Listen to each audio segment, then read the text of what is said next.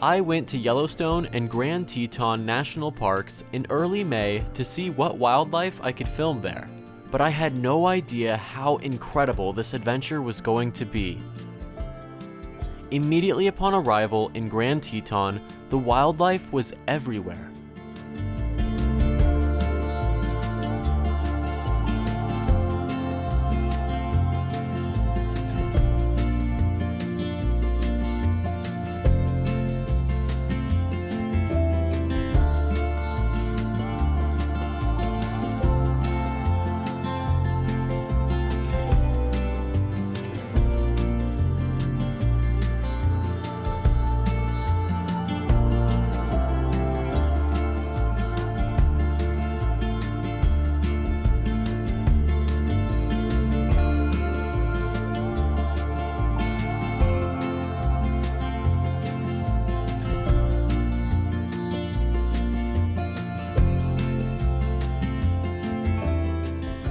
There are so many different kinds of wild animals you can encounter here, and it's exciting every time you find one.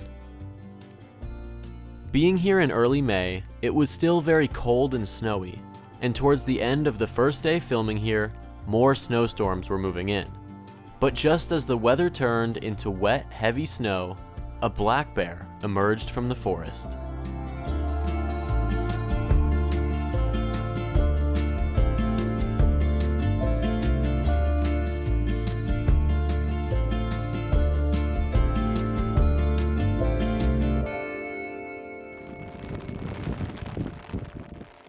Seeing a bear in person in the wild is a thrilling experience, and the heavy snowfall added extra excitement to the encounter. This black bear ended up being the first of many bears we would encounter on this adventure, and by the next morning, we spotted a mother grizzly bear with her cub. But these weren't just any grizzly bears. This was Grizzly 399 and her newest cub, Spirit. Grizzly 399 is a legendary bear. At 28 years old, she is the oldest known bear to still be having cubs, and has given birth to generations of grizzly bears. She became famous for her incredible life story and even had a documentary made about her. So it was definitely a privilege to get to see her in person. After exploring other areas, I got a strong feeling that I needed to return to this location that evening, despite another heavy snowstorm moving in. And my feeling was correct. As the snow began to fall, Grizzly 399 and Spirit appeared right below the hill I was standing on.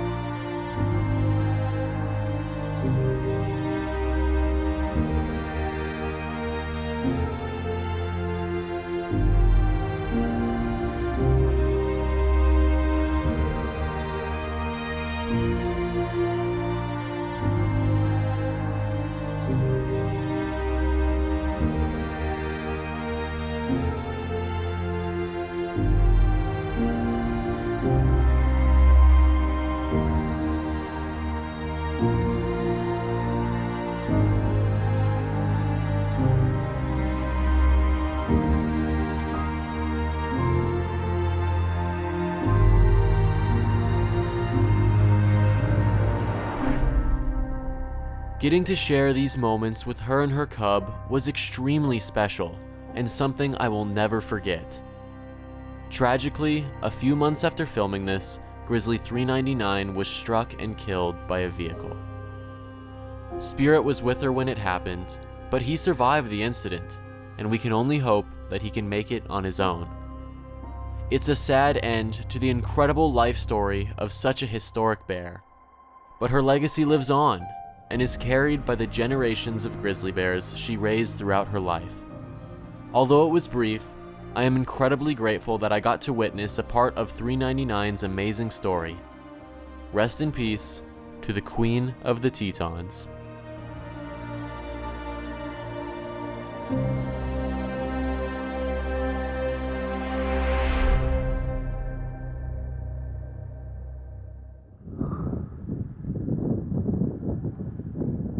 The snow continued the morning of my last day in Grand Teton, and I spent some time with the largest land animals in North America, American bison.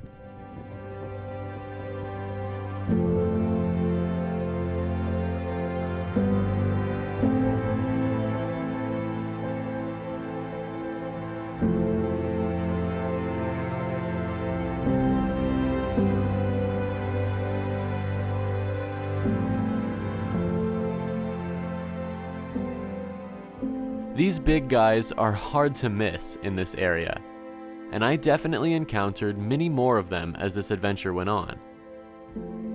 This day, I was also able to find some more elk and these cute little beavers. Before leaving Grand Teton, there was one more kind of animal that I encountered, and it started with hearing strange, loud noises.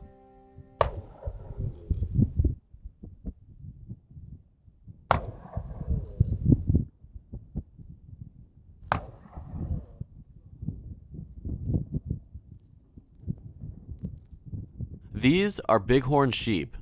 The males, which are also known as rams, like to butt heads as a way of establishing dominance.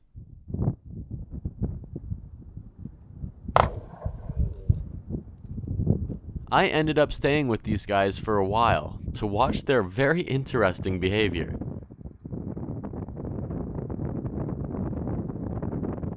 Soon the sheep made their way back up the mountain, and it was now time to head to Yellowstone.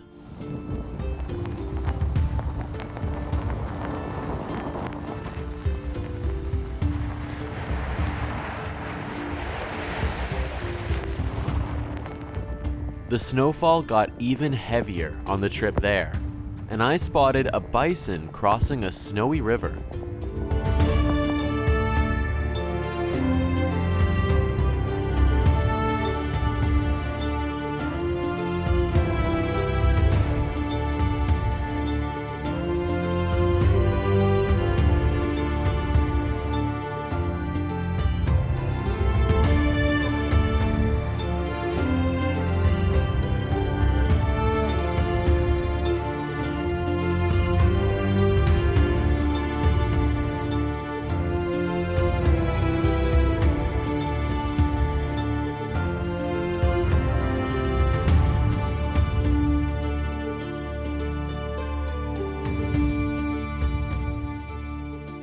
My favorite part about the Yellowstone area is that you could see something amazing around any corner. This area also has many natural wonders, like its huge waterfalls or its geysers and geothermal features.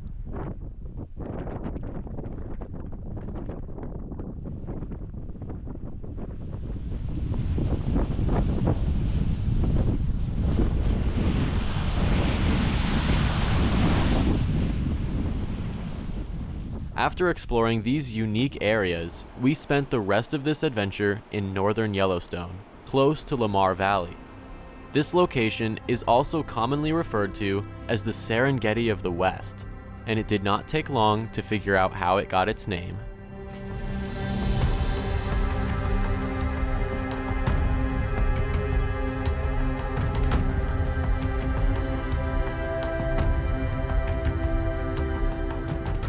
Early the next morning, there were wolves eating off of a bison carcass that was submerged in the icy waters of a pond. I was positioned halfway up a hill, filming the wolves below me. At first, they just seemed to be running around and playing with each other. The gray wolf even came up close to me and made eye contact.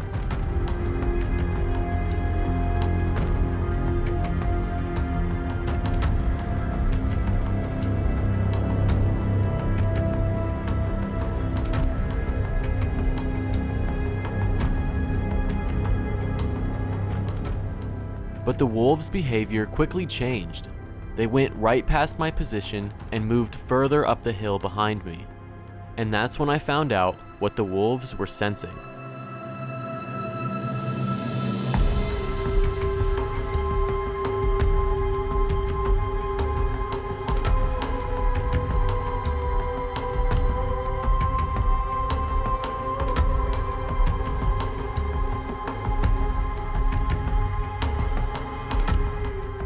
A grizzly bear mother and her 2 cubs had smelled the carcass and were coming down the hill to eat.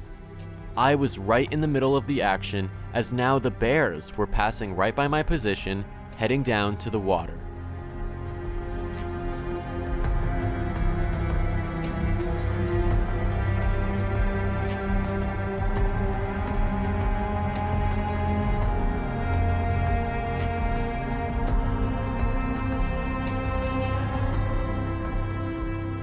The wolves did not put up much of a fight, and soon they disappeared into the hills on the other side of the valley, leaving the carcass for the bears to take over. With the area now clear of rival predators, the mother grizzly bear began leading her cubs to the carcass. And although one of the cubs was limping, it seemed like it was still able to keep up with its family as they made their way across the pond.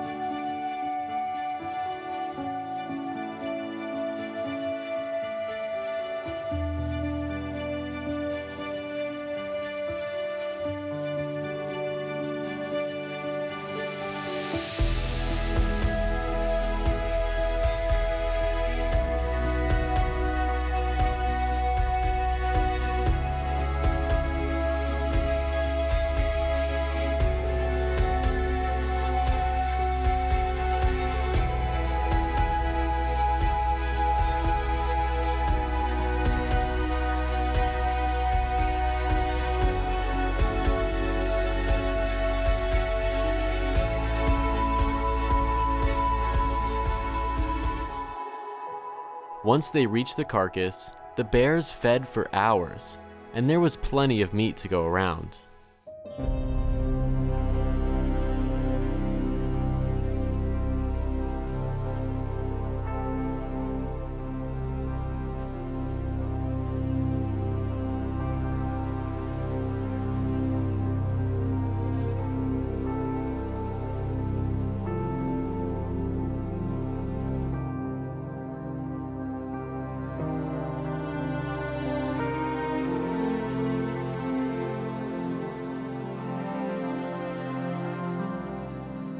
By midday, the bears seemed to have gotten their fill.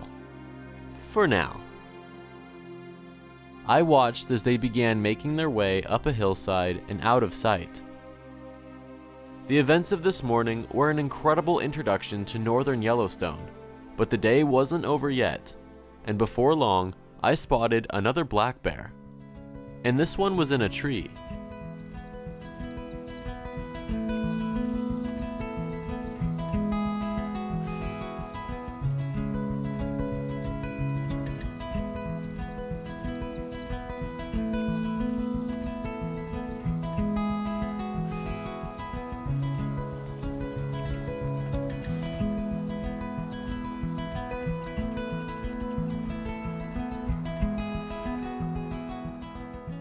This black bear had a unique white patch on her chest, and it turned out she was a mom who was waiting for her cub to follow her out of the tree.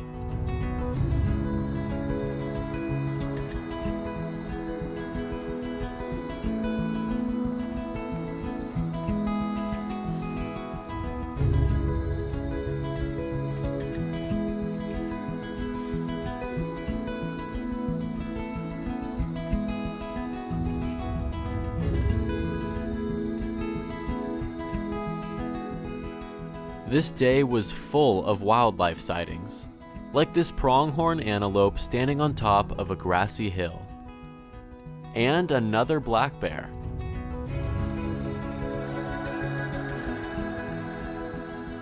This bear was sleeping next to the trail I was on when I noticed him. He got up and literally walked right past me. But luckily, he seemed very unbothered by me being there, and was much more interested in all the grass he was eating. That evening, I went back to check on the pond with the bison carcass, and it was perfect timing because the grizzly bear family was now coming back for dinner.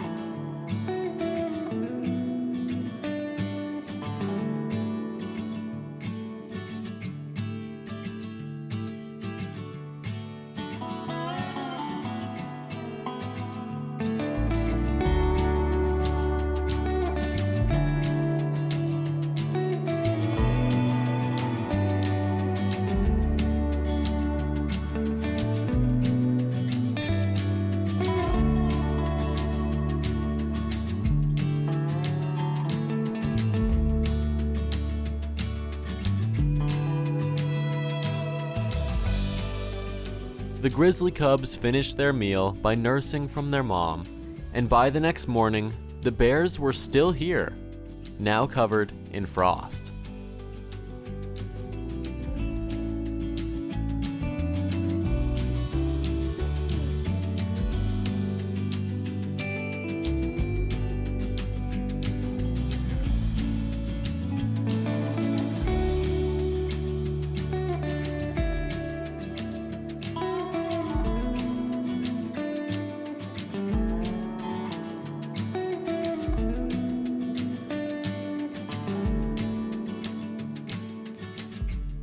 It was so cold this morning that my camera actually started to freeze.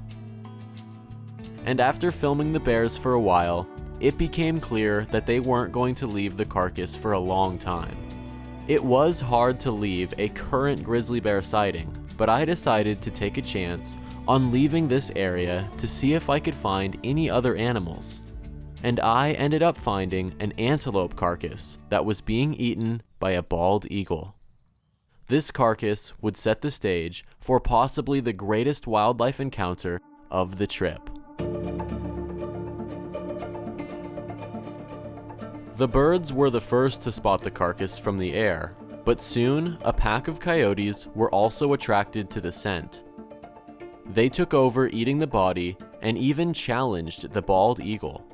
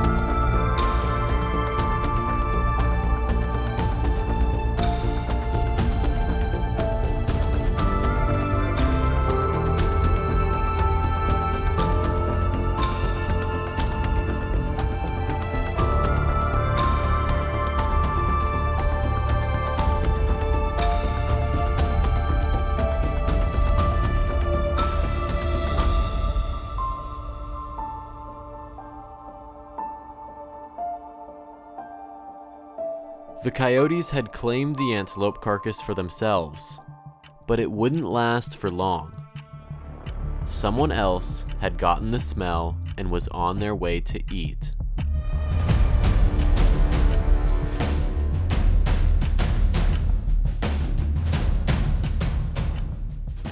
A grizzly bear was heading right for the carcass, but the coyotes did not want to share, so they began a chase.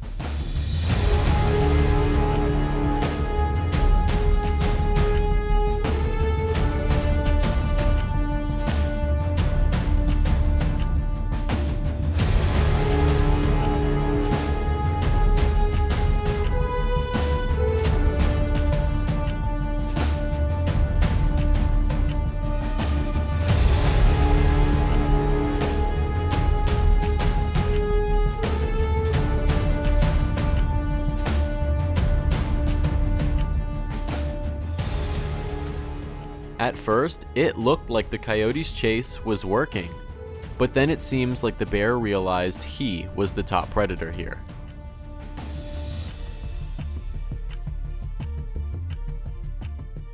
Now there was nothing the coyotes could do as the bear made its way to the carcass.